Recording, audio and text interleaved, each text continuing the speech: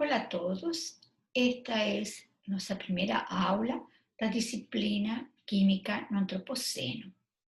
Nesta aula, nós iremos discutir os assuntos principais que caracterizam o Antropoceno e faremos então uma revisão geral de todos os tópicos que serão abordados na disciplina na medida em que vão acontecendo os diferentes módulos e as diferentes aulas. Para fazer isso, nós iniciaremos a discussão respondendo essas perguntas. Onde estamos? Como chegamos até aqui? E que amanhã podemos imaginar? Onde estamos? No lugar físico que nos encontramos. Onde estamos? Na história do planeta Terra. E como o homem e o planeta tudo chegou à situação em que hoje nos encontramos.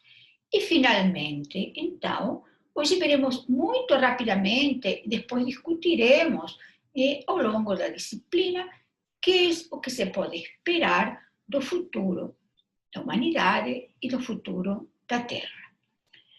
Para isso, começaremos olhando essa tabela cronoestratigráfica internacional. Essa tabela é muito importante na geologia, tão importante quanto é a tabela periódica dos elementos para nós, os químicos. Essa tabela mostra a história do planeta, o como essa história pode ser dividida e quais foram os eventos principais que aconteceram na história da Terra. E essa tabela mostra que a história da Terra começa há 4.540 milhões de anos, ou seja, 4,54 bilhões de anos.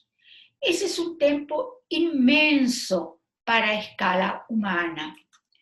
Tão grande que, se nós olharmos que a espécie humana, o Homo sapiens, aparece na superfície da Terra no Pleistoceno médio, ou seja, aparece há aproximadamente 350.000 anos. Considerando isso, nós poderíamos imaginar que a história da Terra é um ano, 365 dias. E se fosse assim, se a história da Terra durasse um ano, o homem teria aparecido na superfície da Terra nos últimos minutos do último dia do ano, nos últimos minutos do dia 31 de dezembro. Vamos ver com um pouquinho mais de detalhe isso, e vamos ver, por exemplo, que a última época geológica, a época atual que estamos vivendo, começou ainda depois disso, começou há 11.700 anos. Ampliando este último pedacinho da tabela cronoestratigráfica, se vê com mais detalhe o surgimento do Homo sapiens na superfície da Terra, no Pleistoceno médio, o início da época do Holoceno, há 11.700 anos, ou seja, a espécie humana, o Homo sapiens, aparece na superfície da Terra numa época anterior à época atual na que estamos vivendo. A época do Holoceno começa com o fim da última glaciação. E isso foi datado, como vamos ver daqui a pouquinho, como 11.700 anos antes do ano 2000. Muito recentemente, a época do Holoceno foi dividida em idades, que são estas três: Megalaia, Nordgripian e Grinlândia. E aqui vemos que a agricultura se inicia na época do Holoceno, durante a idade Nordgripian. Ou seja, se inicia, como veremos em mais detalhe daqui a pouquinho, há aproximadamente 8.000 anos. No ano de 2018, mais exatamente no dia 12 de julho de 2018, foram aprovadas essas divisões do Holoceno, após um longo processo de análise da conveniência e a possibilidade de fazer subdivisões no Holoceno. E essa época foi dividida nessas 3 idades, Grinlândia, que foi a primeira, a que se iniciou 11.700 anos antes do ano 2000, é isso que significa B2K, antes do ano 2000, Nordgripian, que se inicia há 8.326 anos antes do ano 2000, então é mais ou menos quando inicia a agricultura, e Megalaia, que é a idade que nós estamos vivendo e que começou, segundo a datação que foi feita, 4.200 anos antes de 1950, ou seja, é extremamente recente. É importante notar que essas divisões no Holoceno foram feitas considerando mudanças climáticas. Porém, não existe absolutamente nenhuma evidência de que essas mudanças estejam relacionadas à espécie humana. Tudo indica que essas mudanças foram naturais e, inclusive, foram muito menos bruscas que as mudanças que vamos a observar neste momento atual que estamos vivendo. Essa divisão do Holoceno em 3 partes, em 3 idades, e o início mesmo do Holoceno foram estudadas ao longo de vários anos por um grupo de pesquisa em qual era dirigido atualmente pelo professor Walker. Eles inicialmente escreveram um paper, que foi publicado no ano de 2012, que foi resultado de muitos anos de estudo, e nesse artigo, que inicialmente foi um relatório e depois se convertiu nesse artigo, eles colocaram todas as bases de por que o Holoceno teria que ser dividido em 3 idades. Né? E esse relatório foi apresentado à subcomissão do Quaternário. Esse grupo de trabalho foi chamado do Grupo de Trabalho do Holoceno. Finalmente, o trabalho deles foi ratificado no ano de 2018, como nós falamos, e publicado na forma de um artigo científico. Aqui está um pedacinho do artigo científico, mas apenas para mostrar a vocês o que está sublinhado. As divisões nas 3 idades que nós mencionamos e os lugares onde foram feitas essas datações. Isso vou mostrar a vocês agora neste slide. Aí no slide nós vemos um mapa da Groenlândia, onde foram extraídos estes testemunhos de gelo. Os testemunhos de gelo são colunas de gelo que são extraídas normalmente da Antártica ou do Ártico, mas podem ser extraídas também de glaciares. No caso, foram extraídas da Groenlândia. Essas colunas de gelo são fatiadas, são estudadas e, através do estudo de elas, se podem observar, por exemplo, as mudanças climáticas, por exemplo, a temperatura da Terra. E fazendo isso, então, os cientistas marcaram o início do Holoceno e o início do primeiro estágio, da primeira idade da época do Holoceno, e dessa forma conseguiram fazer a marcação com um erro extremamente pequeno, um erro de 99 anos. E o nome, então, dessa idade foi dado exatamente porque foi na Groenlândia que foi obtido esse testemunho de gelo. E a segunda parte da época do Holoceno também foi datada com outro testemunho do gelo, e também na Groenlândia, em uma expedição que se chamou Nordgripien. E então, por isso, essa idade recebeu esse nome. Nós, no futuro, vamos estudar um pouquinho melhor como é que se faz essa datação. E, finalmente, a época atual de Holoceno, e dentro do Holoceno, a idade Megalaia, que é nossa idade atual, foi datada com testemunhos que foram obtidos em cavernas chamadas Megalaia. E essas cavernas estão nesta região do planeta, e isso é isso que deu nome à atual idade na qual nós estamos vivendo.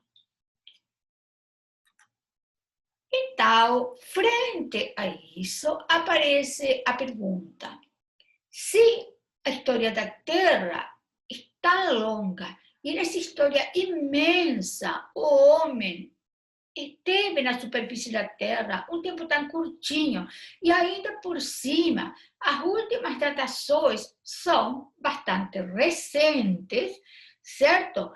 Se nós podemos dizer que a última idade na qual nós entramos, é mais entre 4 e 5 mil anos, antes do ano de 1950. Isso é uma coisa muito recente na vida do planeta. Então, vem a pergunta: o que pode ter mudado nesse tempo tão pequenininho? Então, vamos ver algumas imagens do planeta Terra. As grandes cidades, vocês podem reconhecer essas fotografias dessas cidades, as grandes indústrias, agricultura, as comunicações, grandes acidentes com energia nuclear, desastres climáticos, toneladas e toneladas de lixo espalhadas no planeta, nos mares e em lugares tão inacreditáveis como o Everest, a crise climática no mundo inteiro, as quantidades imensas de plásticos em diferentes matrizes, especialmente nos mares, nossa experiência pessoal da mudança do clima no Rio de Janeiro, e, finalmente, nossa experiência mais recente, a pandemia de Covid-19, com todas as consequências na saúde pública, na economia, na política que essa pandemia teve. Então, nós nos perguntamos se aconteceu alguma coisa, se nós estamos ainda na mesma época que estavam os seres humanos há 4.000 anos. A resposta provavelmente seja que não estamos mais no mesmo lugar, no mesmo tempo. Muitos cientistas acham que nós estamos no Antropoceno. O Antropoceno, considerado como um tempo na vida do planeta, no qual o homem atua como uma força geológica, capaz de mudar o planeta e o destino de todas as espécies do planeta. E aparece, inclusive, a pergunta de se, além disso, o homem está deixando marcadores geológicos. aparece a palavra antropoceno na literatura. A palavra antropoceno não foi criada pelos geólogos. A palavra antropoceno, na verdade, foi criada por estes dois cientistas. O primeiro a falar de antropoceno foi Stroemer, um biólogo. Só que ele não foi muito ouvido, enquanto ele falava disso, até que no ano 2000, ele e Paul Crutzen publicam um artigo muito pequenininho, um artigo de apenas 2 páginas, mas em uma revista de alta circulação, né, que é a newsletter da IGBP. Esse artigo teve um impacto grandíssimo na comunidade científica, talvez porque era o momento certo e, muito provavelmente, por causa de um dos autores dessa letra, Paul Crutzen, que foi prêmio Nobel em 1995 por seu trabalho, né, no decaimento da camada de ozônio, e ele é uma celebridade científica. Após trabalhar na depressão da camada de ozônio, ele trabalhou em assuntos como geoengenharia e depois se interessou no assunto do antropoceno. E nesse artigo do ano 2000, eles fazem a proposta de que aconteceram mudanças extremamente importantes na superfície da Terra a partir da Revolução Industrial. Esse artigo dele dá lugar a outros artigos nos anos seguintes, também escritos por Crutzen, e finalmente dá lugar a uma espécie de livro que vocês podem baixar ele está online, um livro de 336 páginas, também publicado pela IGBP, onde é falado principalmente quais foram as mudanças globais do sistema Terra. E esse artigo, que é praticamente um livro, foi escrito pelo grupo do professor Stephen, que é um dos grandes autores do antropoceno.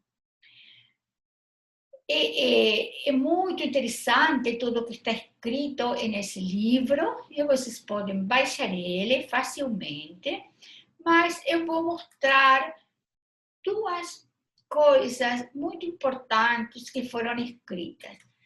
A primeira é esta ideia, que a dinâmica da Terra está caracterizada por umbrais críticos e mudanças abruptas, e isso pode levar a que as atividades humanas causem consequências catastróficas para o sistema Terra, algumas vezes em forma inadvertida, ou seja, por atitudes dos seres humanos que não foram propositais ou que, quando foram realizadas, não se sabia que poderiam levar a essas consequências. E a segunda coisa que eles escrevem é que a Terra, como um sistema, está atualmente fora do intervalo de mudanças esperadas para as mudanças naturais. E quando eles olharam as mudanças que houve na Terra nos últimos 500 mil anos, ou seja, começando antes do surgimento do Homo sapiens na superfície da Terra, eles observam que houve mudanças e aumento e diminuição dos parâmetros, mas que nos últimos anos essas mudanças saíram totalmente dos valores médios. E a velocidade com a qual estão acontecendo essas mudanças não tem precedente na história da humanidade, ou na história, inclusive, da Terra. Então, aparece a pergunta: será que a intervenção do homem no sistema Terra está tirando o sistema Terra do equilíbrio? E a segunda pergunta é: se isso está acontecendo, quando começou a intervenção do homem no sistema Terra? É uma coisa recente ou é uma coisa que vem acontecendo há miles de anos? Essa discussão é uma discussão muito importante, porque essa discussão tem consequências não só na geologia, na química e nas ciências ambientais. É uma discussão que tem consequências nas áreas das ciências sociais, na economia, na política, na história. Porque para nós primeiro precisamos saber se as coisas mudaram. Se mudaram, essas mudanças são importantes e começaram a acontecer quando? Aí poderemos tomar uma atitude, mas além disso, poderíamos estabelecer por que aconteceram. Há um culpado para isso acontecer ou essas mudanças foram inevitáveis e o homem não podia fazer nada? Talvez, desde o ponto de vista da química, se existe um culpado ou não tem muita importância, mas desde o ponto de vista das ciências sociais tem uma importância imensa. Quem é que vai tomar uma atitude? Quem é que vai pagar a conta do que aconteceu? Então, essa é uma discussão extremamente importante e essa que tentaremos fazer ao longo da disciplina. Então, essa ideia do antropoceno começa com os químicos, com os biólogos e com as pessoas que estudam meio ambiente. Logo, é passada esta discussão, é compartilhada com as pessoas das ciências sociais. Mas é uma discussão que tem a ver com a geologia.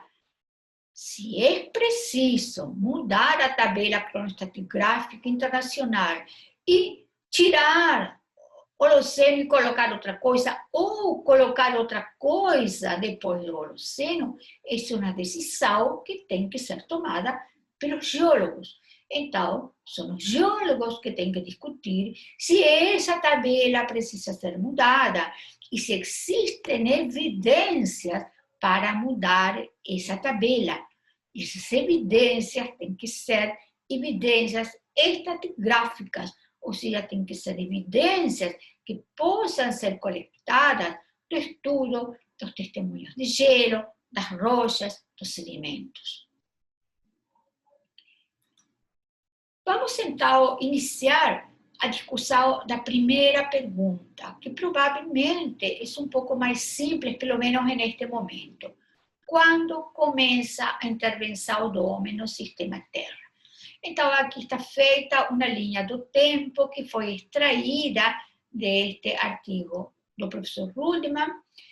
E nessa linha do tempo, vemos o primeiro evento que foi a extinção da megafauna.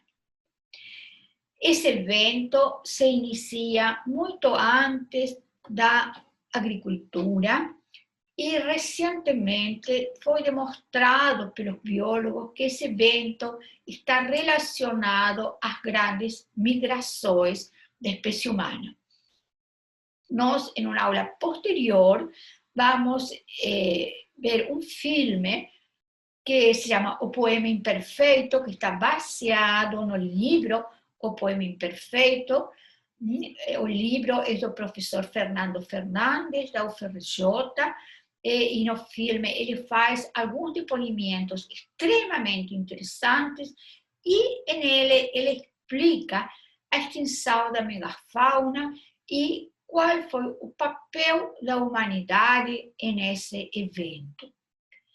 Porém, desde o ponto de vista do planeta Terra como um todo, esse evento tem as características de que não foi uma extinção em massa das espécies, veremos isso mais para frente, e também não foi um evento sincrônico, ou seja, não aconteceu em todo o planeta ao mesmo tempo. Foi acontecendo ao longo da história da humanidade e das migrações. O próximo evento que nós poderíamos considerar como uma intervenção do homem no planeta Terra é o aparecimento da agricultura. Esse é um evento muito importante e que foi chamado da primeira revolução energética, porque a energia solar foi começada a usar para sustentar a economia, sustentar a alimentação da espécie humana. Esse evento tem sido muito discutido por William Ruddiman, que é um geógrafo, e escreveu numerosos artigos. O primeiro artigo famoso dele é do ano 2003, mas ele continuou escrevendo artigos. E há poucos anos, ele publicou outro artigo colocando sua opinião quase final sobre esse assunto. E então ele mostra o aparecimento da agricultura nestes lugares que estão marcados em verde mais claro e amarelo. Então, são alguns lugares, em particular na superfície da Terra, em geral nas regiões tropicais do planeta. E quando isso começa? Isso começa há aproximadamente 8.000 anos. Inacreditavelmente, quando o homem começa a cultivar, junto com o cultivo, ele inicia o desmatamento, o deflorestamento, a perda das florestas das regiões tropicais. E isso faz que as concentrações de dióxido de carbono comecem a aumentar. Muito lentamente, mas elas começam a aumentar, e isso leva a um acréscimo da temperatura do planeta. E há aproximadamente 5.000 anos se iniciam os cultivos de arroz e os processos de irrigação. E isso leva a um aumento nas concentrações de metano. Então, esse é um evento que foi considerado como uma importante intervenção do homem na superfície da Terra. Certamente uma intervenção que foi não proposital, certamente os homens que iniciaram o cultivo não tinham nenhuma ideia de que isso iria aumentar as concentrações de dióxido de carbono e de metano. Só que a agricultura, além de ser considerada a primeira revolução energética, além das implicâncias que teve acima das concentrações dos gases, dióxido de carbono e metano, teve toda outra série de consequências, porque, por exemplo, o homem deixa de ser nômade e começa a se assentar em determinados lugares para poder cultivar e também criar animais. Começa a aumentar a população mundial, porque ao estar em assentamentos, começa a dar umas condições de saúde um pouquinho melhor para as crianças, então tem menos crianças e bebês morrendo, e então começa a aumentar a população no mundo. O seguinte evento, muito importante para a história do planeta Terra, foi o que foi chamada a primeira globalização, ou globalização 1.0. Essa nomenclatura dos eventos foi dada por dois grandes autores do antropoceno, que são Lewin e Maslin. No final da aula de hoje, eu vou mostrar a vocês a capa do livro deles, que é um livro muito famoso sobre o antropoceno. Essa primeira globalização acontece em 1500, com a chegada dos europeus ao continente americano. Essa chegada dos europeus ao continente americano foi chamada por Alfred Crosby do intercâmbio colombino. Há muitos anos, quando vocês ainda não tinham nem nascido, quando eu era uma criancinha, ainda se falava do descobrimento da América, da chegada dos espanhóis e portugueses ao continente americano. Depois, a história foi compreendendo o verdadeiro impacto da chegada dos europeus ao continente americano e se começou a falar do encontro das civilizações. É verdade que aconteceu um encontro de civilizações, mas um encontro em parâmetros absolutamente desiguais e absolutamente injustos para a população do que depois se chamaria de América, do continente americano. Acontece que há muitos centos de anos os continentes estavam juntos. Depois, os continentes começam a separar, e se separa a América da Europa e da África. Aproximadamente 12.000 anos acontece a separação total, então os últimos homens do lado este da Europa passam para o continente americano pelo Estreito de Bering há mais ou menos 12.000 anos. A partir de aí, durante todos esses anos, os continentes ficam separados. E não existe intercâmbio de nada. Não existe intercâmbio de seres humanos, mas também não existe intercâmbio de plantas, de animais e de doenças. Não existe, certamente, intercâmbio cultural entre os homens da Europa e da África e os homens da América. Quando os europeus chegam ao continente americano, acontece esse encontro desigual de civilizações, esse chamado intercâmbio colombino ou colombiano, e que tem consequências absolutamente catastróficas para a América. E nesse evento, em menos de 100 anos, morrem 50 milhões de habitantes da América. 50 milhões no ano 1500 era 10% da população mundial. Isso leva não só praticamente à extinção de quase toda a população natural da América, como leva a consequências ambientais. Por quê? Porque os nativos cultivavam. Para eles cultivar, eles matavam parte da floresta tropical, cultivavam, depois deixavam essas terras, ocupavam outras, essas florestas iam regenerando, mas eles faziam esse cultivo para o qual eles tinham que cortar as árvores para ter as terras para cultivar, e eles faziam isso não na região da costa, faziam em todo o território. Quando os europeus chegam e os nativos morrem, param de cultivar, e os europeus ficam na costa, que é onde estavam as cidades que eles foram fundando e que tinham comunicação através do Oceano Atlântico com a Europa. Então, acontece que essas florestas começam a regenerar. E por que os habitantes da América morrem? Não é só pelas guerras, não foi basicamente pelas guerras, foi principalmente pelas doenças que foram trazidas nesse intercâmbio de pessoas, de plantas, de animais e de vírus que chegaram primeiro do continente europeu e depois do continente africano.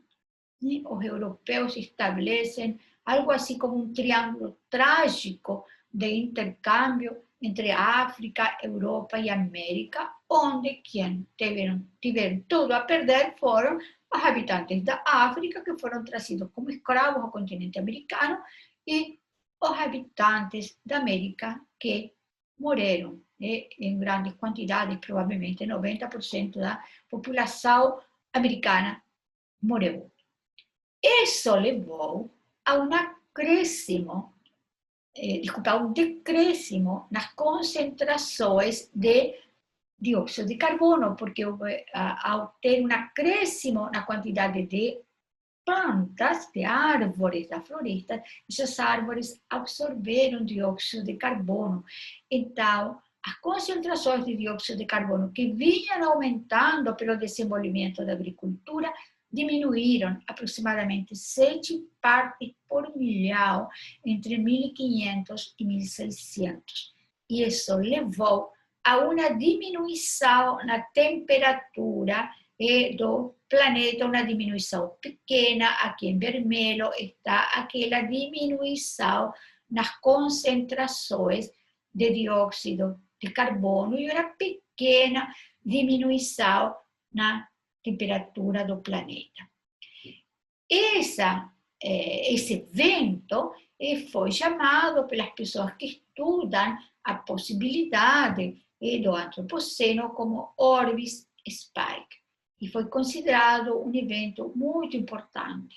Eu acho que, mesmo que depois nós provavelmente chegaremos à conclusão que, desde o ponto de vista do antropoceno, esse evento não foi tão importante assim para as mudanças que observamos atualmente.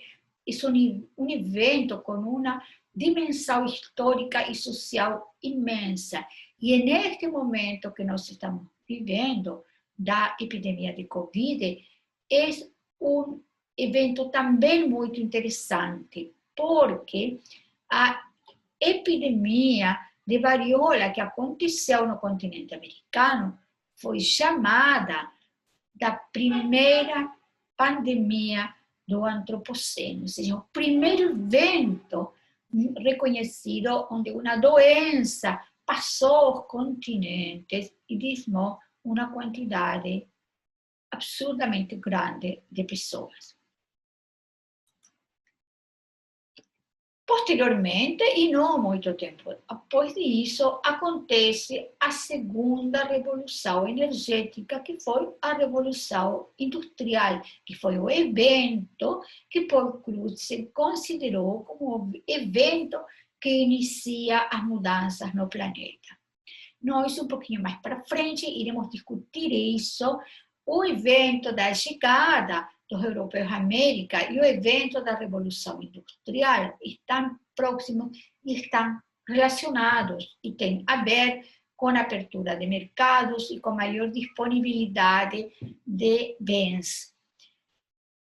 Esse evento, então, como já comentamos, ocasionou mudanças, e algumas dessas mudanças estão relacionadas ao uso de carvão como combustível em grande escala, carvão, gás, petróleo, que fizeram que acontecesse um aumento nas concentrações de black carbon e um aumento sem precedentes nas concentrações de dióxido de carbono. E, finalmente, chega o último evento a ser considerado nesta história, que é a globalização, e que, nos termos de Lewis e Maslin, foi a segunda globalização do sistema Terra. Já vamos explicar os detalhes dessa globalização, mas vamos olhar as concentrações de dióxido de carbono. Quando inicia a agricultura, as concentrações eram aproximadamente 260 partes por milhão. Começam a subir em uma quantidade muito pequenininha, 0,003 partes por milhão por ano, quando chegamos ao 1500, entre o 1500 e o 1600, há um decréscimo de 7 ppm de dióxido de carbono, mas já na época da Revolução Industrial, mesmo com esse decréscimo, estávamos em aproximadamente 280 partes por milhão. Ou seja, tinha aumentado desde o início da agricultura até a Revolução Industrial, de 260 até 280, mas esse 7 que decaiu, ou seja, menos de 30 ppm. A partir de aí, esse acréscimo começa a acelerar e começa a aumentar mais ou menos 0,6 partes por milhão por ano. Até que em 2016 chegamos a 400 partes por milhão, que é um número simbólico, como vamos ver mais tarde, né? e que já foi ultrapassado. E a mudança nos últimos anos tem sido ainda maior, mais ou menos de 1,5 partes por milhão por ano. Recentemente foi publicado que se espera que mesmo com a pandemia de Covid e todas as medidas restritivas à mobilidade, mesmo assim, o dióxido de carbono continua aumentando na Terra. E que foi o que aconteceu para justificar essa palavra de segunda globalização? Vamos olhar a mudança de diversos parâmetros. Por exemplo, a população do mundo, aqui em vermelho. Por exemplo, as concentrações de dióxido de carbono, esta curva em azul. As perdas das florestas tropicais, que está marcada em verde, extinção das espécies, que está marcada aqui, consumo de papel, depressão da camada de ozônio, que está marcada aqui, etc. Que é o que se vê dessa curva? Que as mudanças eram relativamente baixas, pequenas, inclusive a mudança da temperatura, que subia, diminuía, voltava a subir, mas chega uma hora por aqui que tudo, incluindo a temperatura, começa a aumentar exponencialmente. Isso foi chamado da grande aceleração. Este número 2007 não significa que a grande aceleração começou em 2007. A grande aceleração começa por aqui, por 1950, mais ou menos. O termo grande aceleração foi cunhado em 2007. A primeira vez que se falou na literatura com esse nome, a grande aceleração. Essa figura que eu estou mostrando aqui tinha sido publicada primeiro no ano de 2008, como um artigo, e antes disso, em 2004, já tinham sido mostrados alguns dados, e nesse artigo gigantesco, naquele livro que eu mostrei para vocês. Depois, houveram publicações posteriores atualizando esses dados. Em 2015, por exemplo, houve uma atualização. Então, essa grande aceleração começa mais ou menos em 1950. Coincidiria com a globalização, a segunda globalização do planeta. Isso está muito bem discutido nesse artigo de 2015, que é um resumo de todo o que tinha antes, em 2004, em 2007, etc. Começa a ser juntada toda essa informação nesse artigo, e Will Steffen, que foi o diretor desse grupo que fez esse trabalho, ele escreve isso, que somente a partir da segunda metade do século XX existem evidências claras que as mudanças no sistema Terra estão além da variabilidade típica do Holoceno, e que essas mudanças foram ocasionadas pelas atividades humanas. Então, eles consideraram que a proposta mais convincente, a melhor proposta para o início do Antropoceno seria a grande aceleração, ou seja, seria os anos de 1950.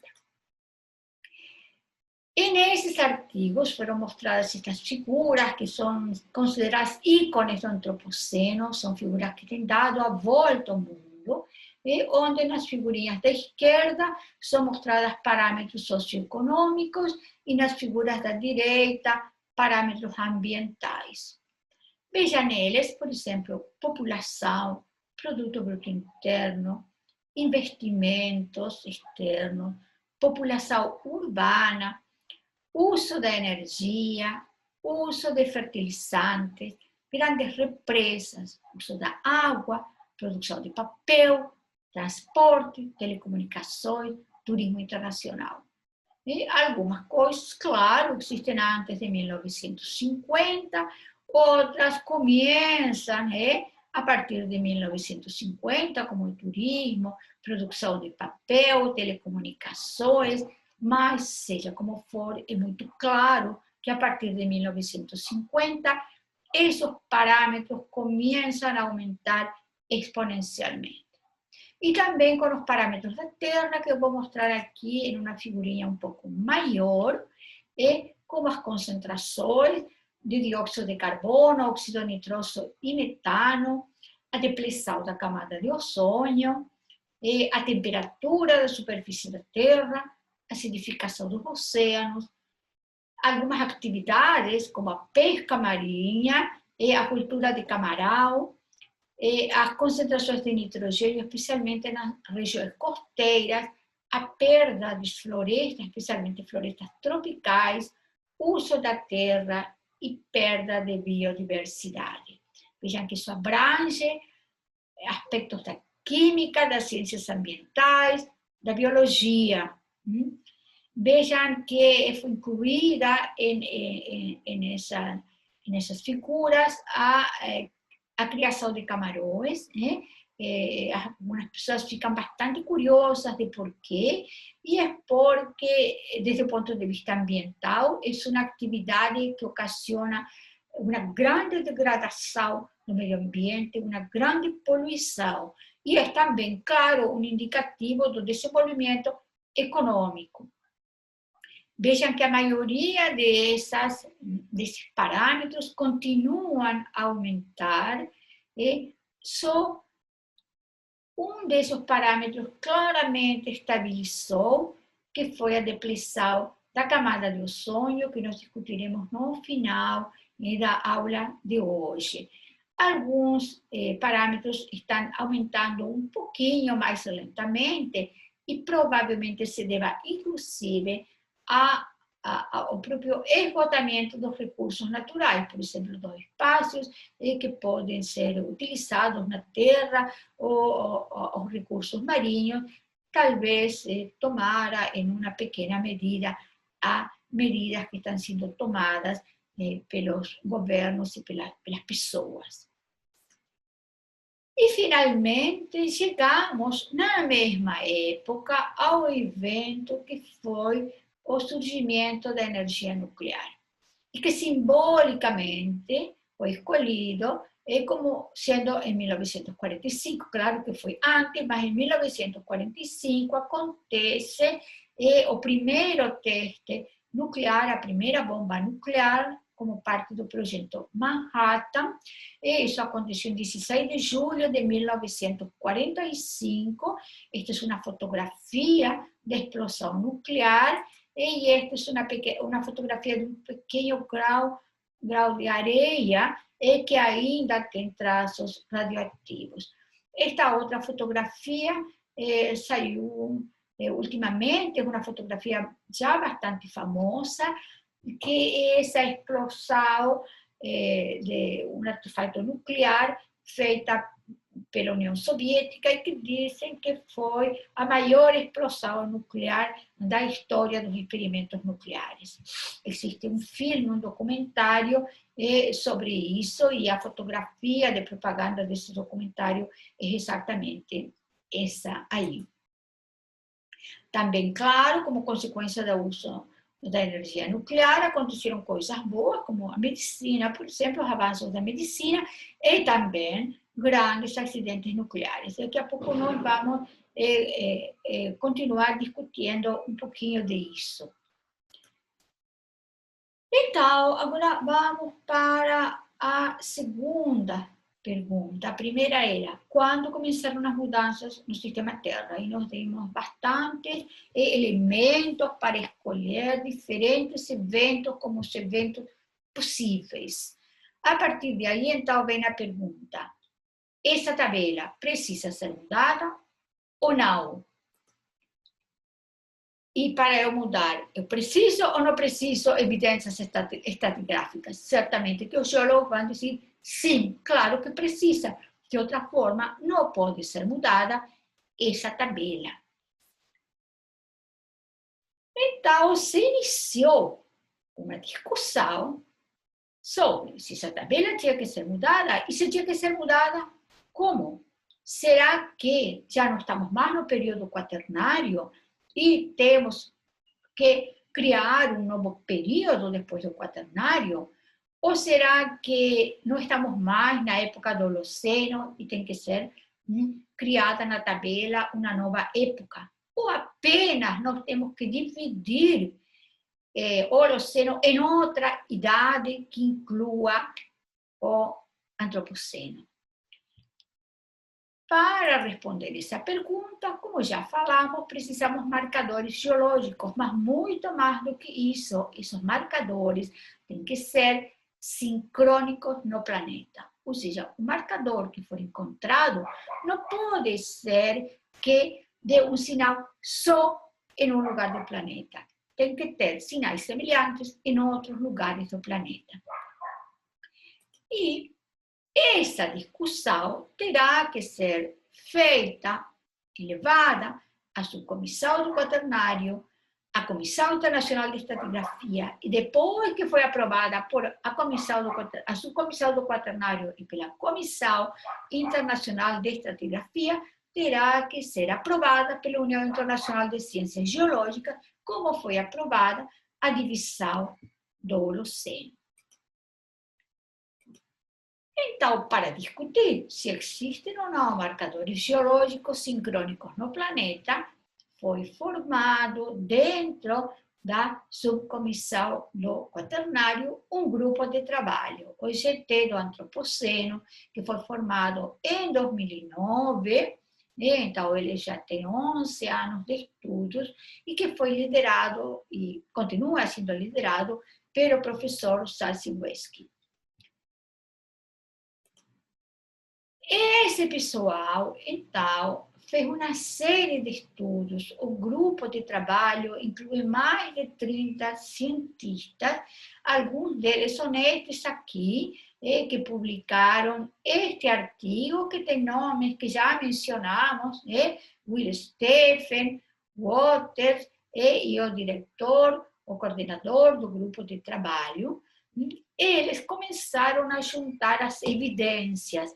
Vejam que não são evidências históricas, como as que eu mostrei até agora. As evidências que eu mostrei agora são evidências históricas, que certamente elas tiveram implicâncias ambientais, mas agora eles tentam nos mostrar os marcadores estratigráficos. E então, entre esses marcadores, eles encontraram este. As mudanças das concentrações de nitratos nos gelos, as mudanças da temperatura, das concentrações de dióxido de carbono e de metano. Vejam que esta figura começa no Pleistoceno, né? Então, começa mais ou menos na época que o homem aparece na superfície da Terra. Parece, observando muito rapidamente, que essas mudanças são mais ou menos pequenas, e se reproduzem. Só que nós vamos ter que olhar com mais cuidado o finalzinho. Aqui no finalzinho se vê claramente que esses parâmetros todos saem do valor médio de toda a história, desde o aparecimento da humanidade até agora. Isso se vê muito mais claramente quando a gente analisa o que foi chamado dos novos marcadores. Por exemplo, o black carbon, a produção de plástico, que é uma invenção da humanidade, e a produção de concreto. O plástico está aqui na linha de pontos e o concreto aqui. O concreto já existia da época dos romanos, mas foi a partir de 1950 que começa a ser fabricado em grande escala. O black carbon vem que começa um pouco antes, porque se inicia, como já falamos, com a Revolução Industrial. Nesta figura está com um pouquinho mais de detalhe o alumínio elementar, o concreto, os plásticos e as fibras sintéticas, para a qual tem estes pouquinhos dados aqui. E vejam que todos estes materiais vão permanecer na superfície da Terra. Vocês já ouviram falar muito, né, de como os plásticos permanecem, e claro que alumínio também, o concreto também, a fibra sintética. Por isso, os materiais estão sendo chamados de tecnofósseis, porque eles vão ser preservados no meio ambiente junto com os fósseis, de forma que se daqui a 100.000 anos fossem analisados os registros de fósseis, eles seriam encontrados junto com os outros fósseis naturais e não seria possível identificar se eram ou não naturais. Só se estudassem quando eles começaram a aparecer, como está sendo mostrado nessa figura. Certamente não eram naturais, porque há uma data clara na qual eles aparecem, e é a data que os homens começaram a fabricar. No caso dos minerais, é muito notório isso. A atividade humana tem afetado a diversidade e a distribuição de minerais, criando materiais novos, transportando rochas, sedimentos, minerais, fazendo comercialização de minerais. Hoje em dia, a movimentação de materiais que o homem faz é muito maior que a movimentação natural devido a forças naturais. Por exemplo, a movimentação de sedimentos pelas águas dos rios. Vejam estas fotografias de alguns minerais. Olhando eles, acredito que vocês irão pensar que eles são minerais naturais. Eles não são. Eles são minerais criados pelo homem. Né? Eles formam parte do catálogo de minerais antropogênicos, que tem mais de 200 minerais que foram criados pelo homem. Existe, inclusive, a discussão de se eles são ou não são minerais. Vamos chamar eles de minerais antropogênicos, certo? O homem criou novos minerais com novas fórmulas químicas e também criou novas formas alotrópicas de minerais ou de elementos que já existiam. Por exemplo, há poucos anos saiu em todos os jornais que tinha sido criado o carbono, que é uma nova forma cristalina do carbono, mais dura que o diamante, só que ela não é natural. Outro material que nós podemos considerar são os plásticos. Os plásticos se depositam nos sedimentos marinhos, nos depósitos terrestres, são ingeridos pelos animais, estão dispersos em diversas matrizes, tanto em fragmentos macro como microscópicos. Vejam, por exemplo, esta fotografia. Esta fotografia foi tirada em uma praia de Havaí. Houve uma erupção vulcânica e a lava, antes de solidificar, se juntou a pedaços de plástico, que são estes, e esses pedaços de plástico se incorporaram à estrutura dessa coisa nova que foi chamada de plastiglomerados. Esses plásticos não podem ser retirados, estão incorporados no material, são um novo material, que é a mistura de um material natural, que é a lava do vulcão, e o plástico, que é um material antropogênico.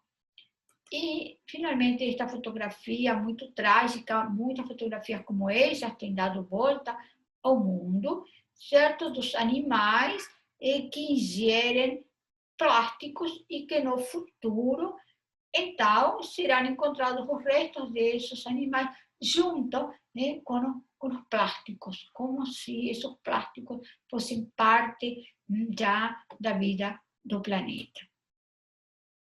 E, mais recentemente, se tem começado a falar muito da grande quantidade de microplásticos que existem, principalmente nos oceanos. Outra evidência estratigráfica é a extinção das espécies. A extinção das espécies tem deixado marcas muito profundas no planeta. E tem-se observado que nos últimos anos as espécies começaram a se extinguir a uma velocidade que está fora totalmente da variação mais ou menos normal e natural do planeta. Vamos observar,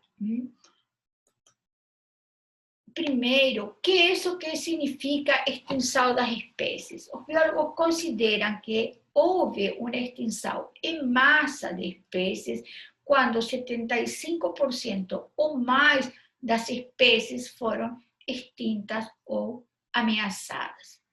E então, se nós olhamos a história do planeta Terra, houve apenas 5 extinções em massa. Só 5 em toda a história da vida acima do planeta Terra.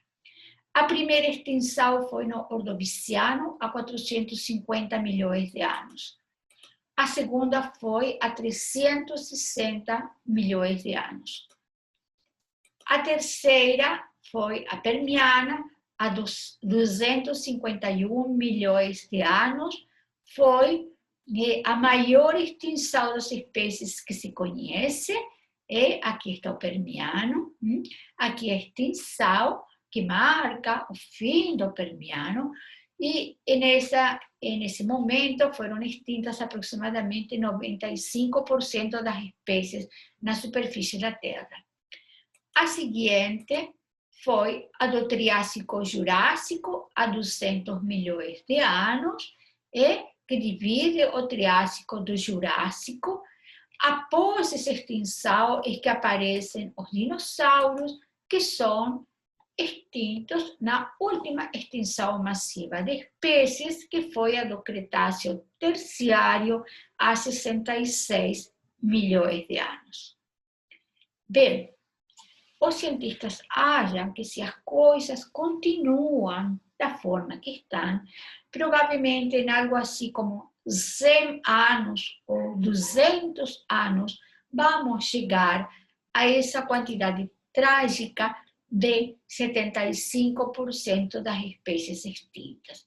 E aí teria acontecido a 6ª extinção das espécies. Um evento tão grave que provavelmente ocasionaria que já o quaternário nem se chamasse mais quaternário, e que a gente começasse outro período, talvez começasse outra era. E um evento absurdamente trágico, não só por sua dimensão, como que também, porque também seria a primeira vez que uma espécie ocasiona a extinção das outras espécies. Todas as outras extinções de espécies que aconteceram foram eventos absolutamente naturais. Por exemplo, meteoritos, por exemplo, erupções vulcânicas que mudaram os equilíbrios de temperatura do planeta. Mas, neste caso, a origem dessa extinção claramente seria a atividade dos humanos. Então, voltamos à nossa tabela cronoestratigráfica internacional, tal como ficou em 2018, depois das divisões do Holoceno, e vemos que aquele grupo de trabalho do Antropoceno, no ano de 2016, apresentou um relatório, e nesse relatório recomendou que o Antropoceno fosse considerado uma nova época. Isso está publicado neste artigo do ano de 2017, e nesse artigo e nesse congresso eles recomendaram que o indicador estratigráfico fosse o plutônio 239. Vejam que atualmente todas essas divisões são feitas da seguinte forma: se usa um indicador estratigráfico, que é o que tem que ser sincrônico e o que tem que perdurar ao longo da história do planeta, e como indicadores auxiliares se utilizam outras coisas. Então, em este caso, o plutônio 239 seria o indicador estratigráfico escolhido, então seria escolhido algo resultante do uso da energia nuclear. E todas as outras coisas que nós falamos como extinção das espécies, aumento das concentrações de dióxido de carbono, depressão da camada de ozônio, etc. Todos os outros elementos que nós mencionamos seriam os elementos auxiliares que suportariam a escolha de essa época. E por que foi escolhido o plutônio 239? Vamos discutir no próximo slide. Só que quero mostrar que em maio de 2019, ou seja, há pouco mais de um ano, esse relatório foi votado, porque no ano de 2016 foi apresentado, no ano de 2019 foi votado por todos os membros do grupo de trabalho, e eles aprovaram esse relatório, isso que se chama um voto vinculativo. Então, a partir de agora, essa discussão vai passar para o grupo do quaternário, para a subcomissão do quaternário. Bem, foram escolhidos os testes nucleares, que eles foram realizados em todos esses lugares marcados aí na figura, e foram realizados testes na superfície da Terra e também testes, ou seja, que se chamam testes atmosféricos e também testes subterrâneos, muitos deles nos mares. Esos testes nucleares têm ido diminuindo após o Tratado de Não Proliferação das Armas Nucleares, e então o que se observa é que esses elementos radiativos que estão indicados nesta figura começam a aumentar a partir de 1945, e a partir de algo assim como o ano 1963, 1964, começam a diminuir, porque não são realizados mais testes nucleares. A energia nuclear é basicamente utilizada para fins de energia ou fins medicinais em forma controlada.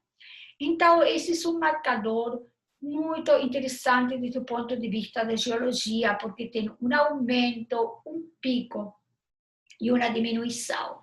Então, determinar o pico é muito mais fácil que determinar o início de algo que aumenta. Quando começou a aumentar aqui, ou um pouquinho mais para frente. Mas quando atingiu o máximo e começou a diminuir, é muito claro. E além disso, esse marcador radioativo tem uma meia-vida de 24.110 anos, e então poderá ser utilizado pelo menos pelos próximos 100.000 anos, nas condições atuais das análises químicas, e identificado em sedimentos, tanto em sedimentos marinhos como nos gelos, e já que esses testes nucleares, especialmente os que foram feitos subterrâneos no mar, se espalharam, especialmente nas áreas tropicais, tanto que existem vários trabalhos brasileiros, de grupos de pesquisa brasileiros, mostrando esses resíduos radioativos em sedimentos da costa atlântica. Posteriormente, nós vamos discutir esse assunto com muito cuidado e vamos usar como referência bibliográfica este artigo publicado recentemente na revista Química Nova da Sociedade Brasileira de Química. Dessa forma, então, a tabela cronoestratigráfica ficaria como o antropoceno, como uma nova época.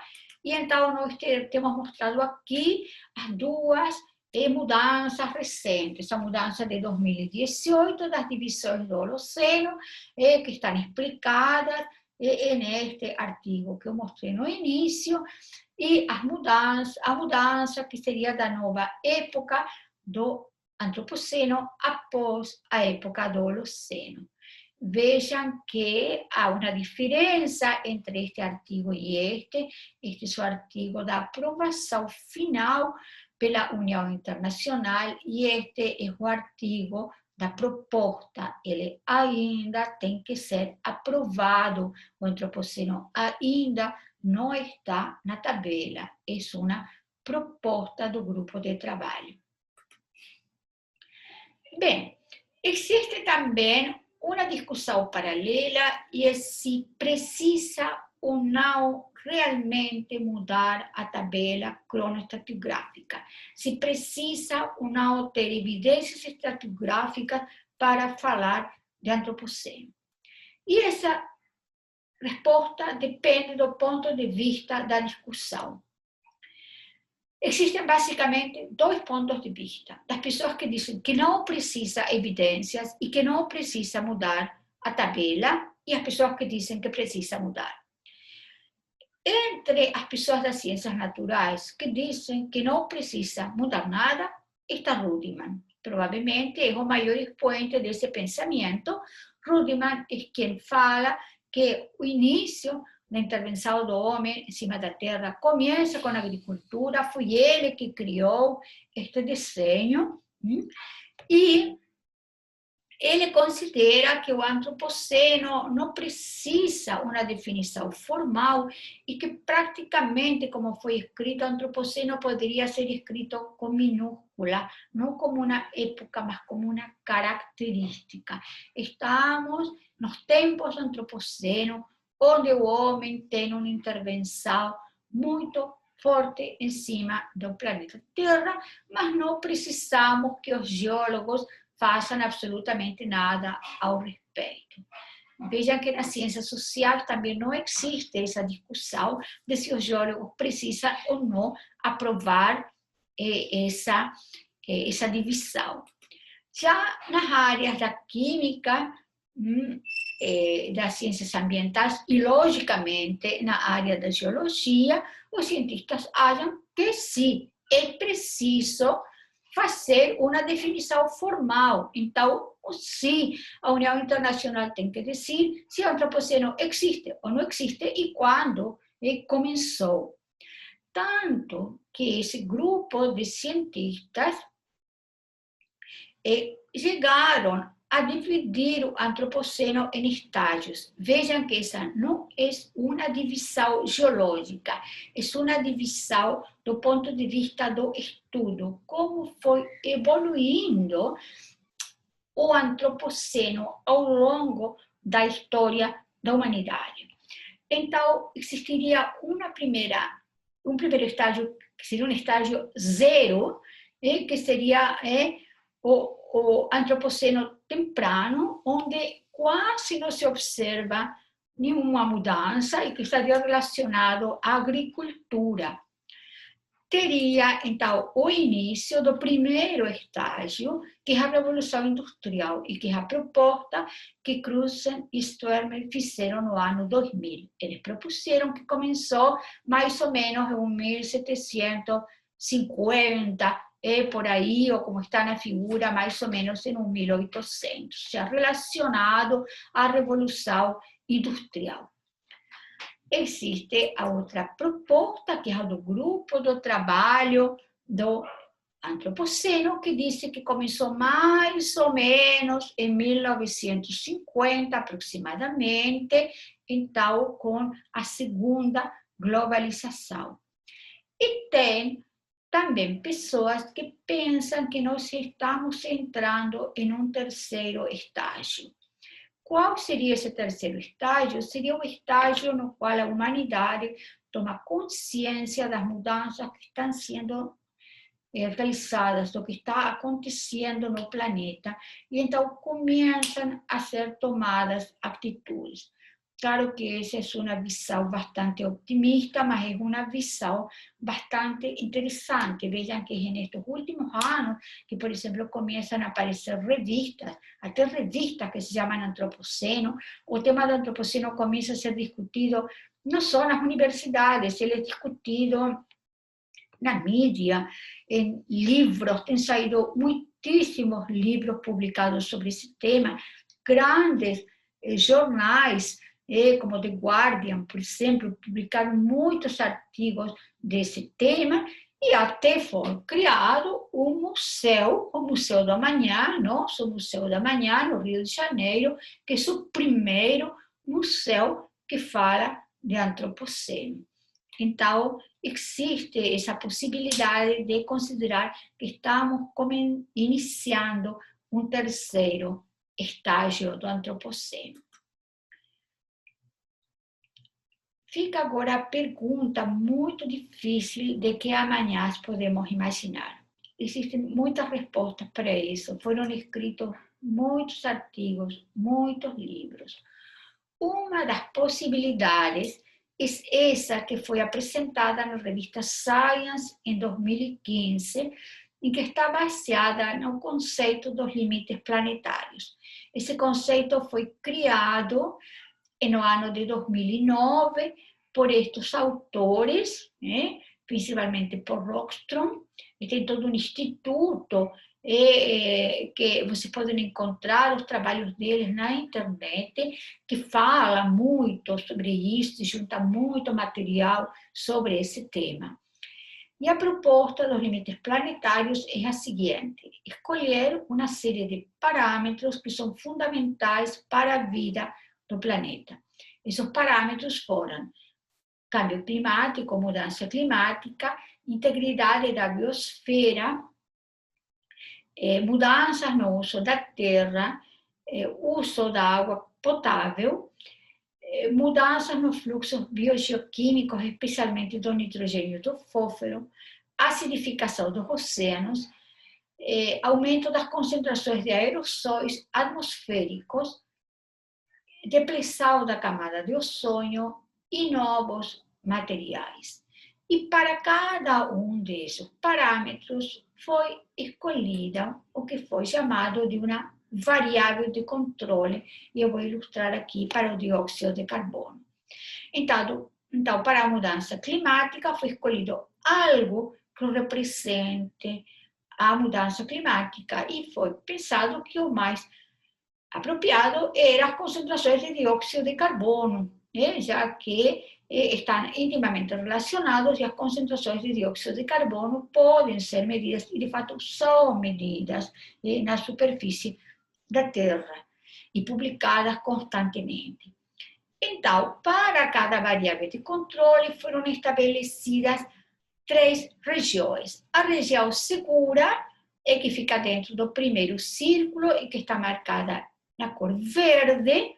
Entre o círculo azul e o vermelho, estamos no que se chama a zona de incerteza, que é uma região de perigo, e por isso ela está pintada na cor, primeiro amarela e depois laranja, e o amarelo vai migrando para o vermelho.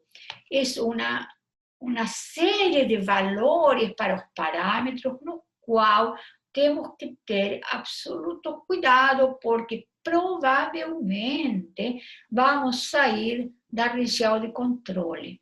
E a partir da linha vermelha, passaríamos para a situação de perigo, onde eventualmente a situação vai sair do controle e não vai ser possível reverter essa situação. E vejam que quando eles fizeram esse análise, consideraram que as concentrações de dióxido de carbono desse limite eram até 400 partes por milhão. E as concentrações de dióxido de carbono nos últimos poucos anos têm passado de 400 partes por milhão. Por isso é que existe todo esse movimento entre os cientistas do planeta para dizer: olha, já temos muito pouco tempo para voltar a uma situação de equilíbrio. Lembrem-nos, valores que a gente colocou, valores da ordem de 260 partes por milhão no início da agricultura, depois 280 no início da Revolução Industrial. Então, nós estamos com valores muito, muito acima de aqueles valores. Isso pode ser feito com todos os parâmetros.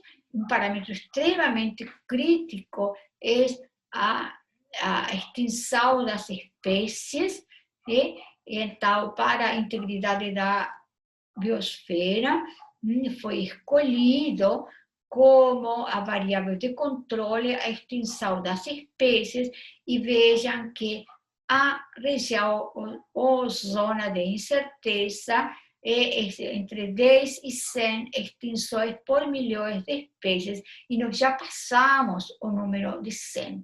É muito difícil medir isso, se estamos em 100, ou em 200, ou em 1000, porque está se falando ultimamente que tem espécies que foram extintas antes de poder ser identificadas.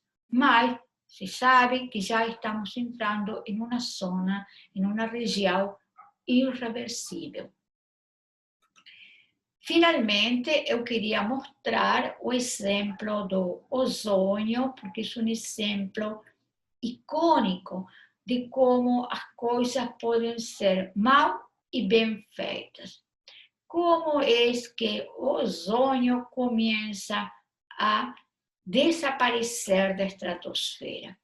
Ele começa a desaparecer a partir da fabricação dos freons e outros compostos que na estratosfera são fotolizados e dão espécies que destruem a camada de ozônio, principalmente cloro, mas também bromo, por exemplo, e essas espécies, através de uma série de reações muito complexas que acontecem principalmente na região da Antártica, levam à depressão da camada de ozônio. Nós vamos tentar explicar isso mais para frente, mas basicamente o que acontece é que devido ao vórtice polar, né, as massas de ar ficam estacionadas em cima da Antártica durante o inverno.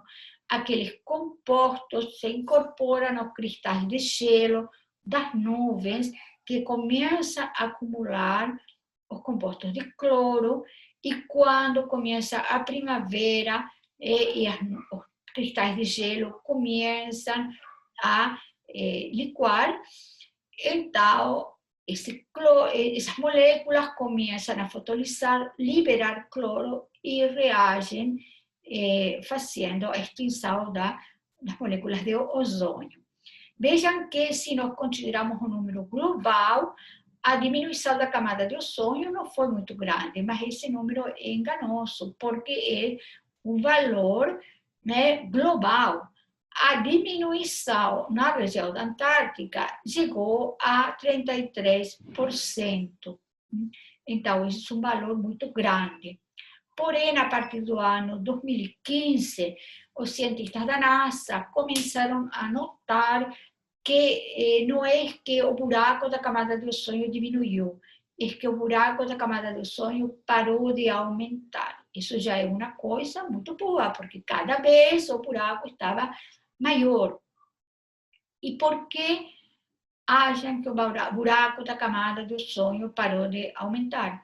Porque deixaram de ser fabricados os compostos que ocasionam a depressão da camada de ozônio.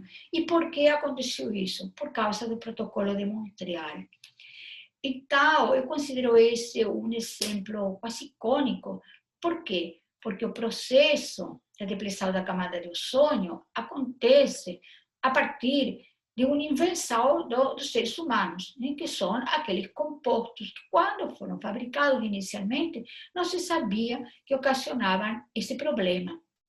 A partir de aí, quando começam a se dar conta que o ozônio está desaparecendo na estratosfera, começam os estudos. Esses estudos foram os que levaram ao Prêmio Nobel de Química em 1995. Aí começa a ter que, depois que os cientistas se deram conta que esse descobrimento foi feito na década dos 70, mais ou menos, que eles se dão conta de todos os processos que estão acontecendo, então começa o trabalho de convencer as pessoas e convencer os governos de que algo tem que ser feito. É feito o Protocolo de Montreal e passa décadas antes de ser observado alguma melhoria. Então, o problema é ocasionado, tem que ser estudado, tem que ser encontrada uma solução, tem que ser assinado um acordo ou feito alguma coisa, e teremos que esperar muito tempo até poder solucionar o problema.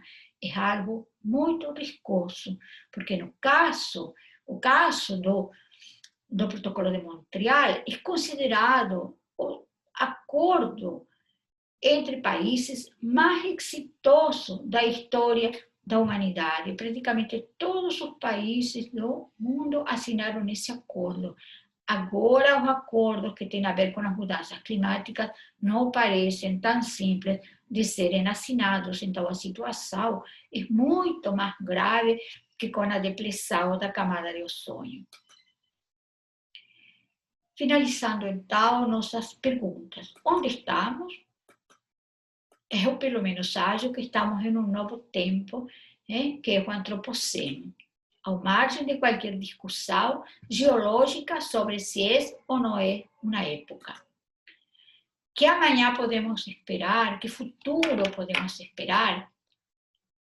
Eu considero uma pergunta com uma resposta muito difícil.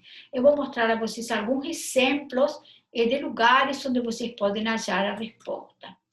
Uma é esse livro, como eu falei a vocês, o livro de Lewis e Maslin, um dos melhores livros que foi escrito sobre o antropoceno, foi publicado no ano de 2018, conta toda essa história que eu contei a vocês e faz, no final, uma discussão sobre que futuro podemos esperar, uma discussão bastante optimista. Tem este filme, que foi um filme premiado, ele ganhou todos esses prêmios aí, e eu coloquei para vocês o trailer desse filme, e em uma aula futura nós vamos ver e discutir esse filme, um filme que eu considero terrivelmente trágico, porque ele mostra a destruição que o homem fez na natureza em diversos lugares do mundo, e é realmente trágico.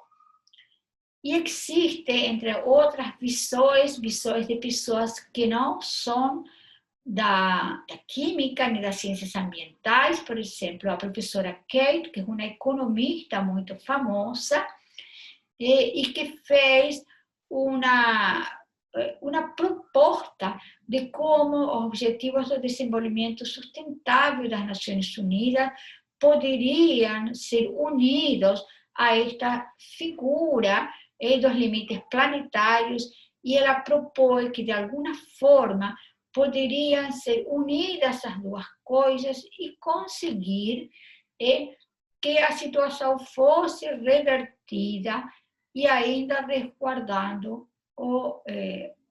as coisas básicas para o desenvolvimento, especialmente das populações mais carentes. Ao longo de toda a disciplina, nós vamos abordar diferentes assuntos, e muitos desses assuntos estão discutidos nesse caderno especial da Revista Virtual da Química. A Revista Virtual da Química é uma revista da Sociedade Brasileira de Química, e, como seu nome indica, uma revista virtual aberta na internet, e que teve o privilégio de ser a primeira revista de química brasileira a tratar o tema do antropoceno. A Revista Virtual de Química tem apoiado muito os autores brasileiros que falam sobre antropoceno, e tem publicado belíssimos artigos sobre esse tema. Vocês podem acessar a esses artigos, alguns são inclusive de professores do Instituto de Química da UFRJ, falando diferentes aspectos do antropoceno, inclusive de aspectos como educação.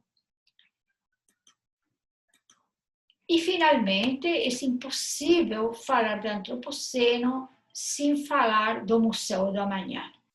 E o Museu do Amanhã é um lugar que eu recomendo a todos vocês de ser visitado. O Museu do Amanhã não é um museu, é um espaço de ciência, é um espaço interativo. Vocês vão dialogar com as coisas que estão dentro do museu, e esse museu vivo, ele vai mudando, permanentemente as exposições vão sendo mudadas, mas ele tem uma exposição permanente muitíssimo bela, muitíssimo interessante, onde explica desde o nascimento do universo até o surgimento da vida. Posteriormente fala dos biomas brasileiros,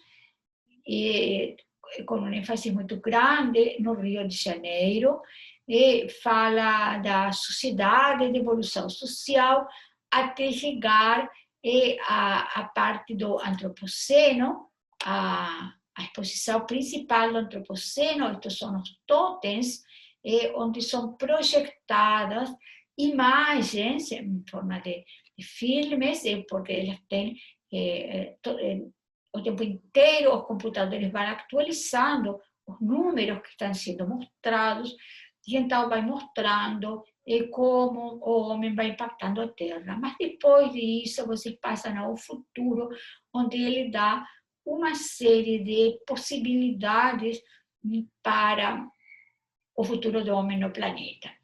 E em uma das paredes do museu estava escrito, pelo menos até o início da pandemia, essa frase que eu acho uma frase muito interessante, especialmente para os jovens e para as crianças, que são o grande público do Museu do Amanhã.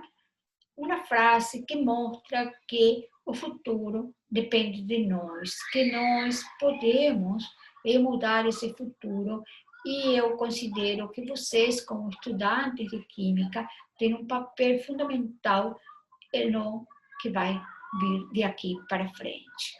Então, esta é nossa disciplina que nós iremos agora, a partir de agora, analisando com todos os detalhes cada um desses temas que hoje foi apresentado em uma forma bastante superficial e rápida.